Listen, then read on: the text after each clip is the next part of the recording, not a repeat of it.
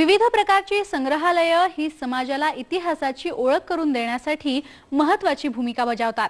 मात्र अनेक ठिकाणी संग्रहालयातल्या दुर्मिळ वस्तूंचं योग्य प्रकारे जतन करताना बऱ्याच अडचणी येतात। म्हणूनच पुण्याच्या सीडॅक संस्थेने या संग्रहालयातल्या वस्तूंचं नीट सांभाळ करता यावा यासाठी एक सॉफ्टवेअर तयार केलंय। या सॉफ्टवेअरमुळे या संग्रहालयाची माहिती सर्वत्र पोहोचवणंही शक्य होणार आहे। पुण्यातल्या राजा दिनकर केळकर संग्रहालयात सध्या इथल्या वस्तूंचं डिजिटलायझेशन आणि कॅटलॉग तयार करणं सुरू आहे।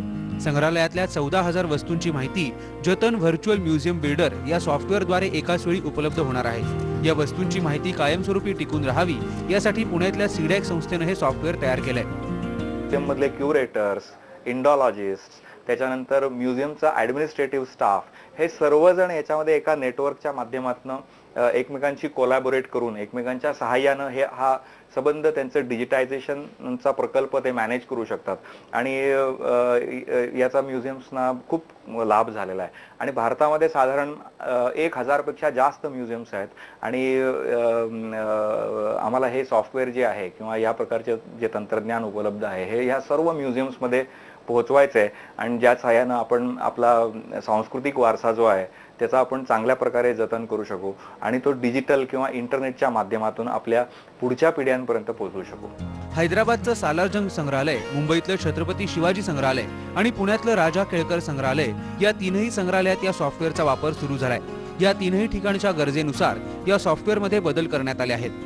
देशभरातल्या 1000 संग्रहालयात अशा प्रकारचं डिजिटलायझेशन करण्याचे प्रयत्न सुरू झाले आहेत। या डिजिटल कॉन्झर्वेटरद्वारे 3D इमेजेस घेऊन संग्रहालयातल्या वस्तूंमध्ये होणारे बदलही या सॉफ्टवेअरमध्ये टिपून ठेवता येतात। आणि सॉफ्टवेअरचं फंक्शनिंग ज्याला म्हणतो कसं काम करतं तर ते 3 लेव्हल्समध्ये काम करतं। म्हणजे डेटा एंट्री ऑपरेटर, क्युरेटर आणि डायरेक्टर। डेटा एंट्री ऑपरेटर पहिल्यांदा तो जो काही आवश्यक डाटा आहे तो सॉफ्टवेअरमध्ये फीड करतो।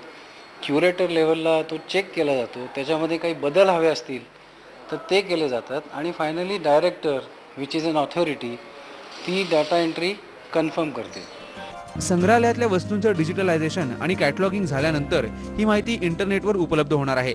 त्यामुळे हे संग्रहालय जगभरात पोहोचवणं शक्य होईल। या उपक्रमामुळे संग्रहालयाचं उत्पन्न वाढायलाही मदत होईल याची संग्रहालयाच्या चालकांना खात्री आहे। मंदार गोंजारी, स्टार माझा, पुणे। नमस्कार महाराष्ट्रामध्ये वेळ झाली एका ब्रेकची, पण ब्रेक नंतर जाणून घेऊयात कृषी जगतातल्या घडामोडी 7-12च्या बातम्यांमधून। तेव्हा पाहत रहा स्टार माझा।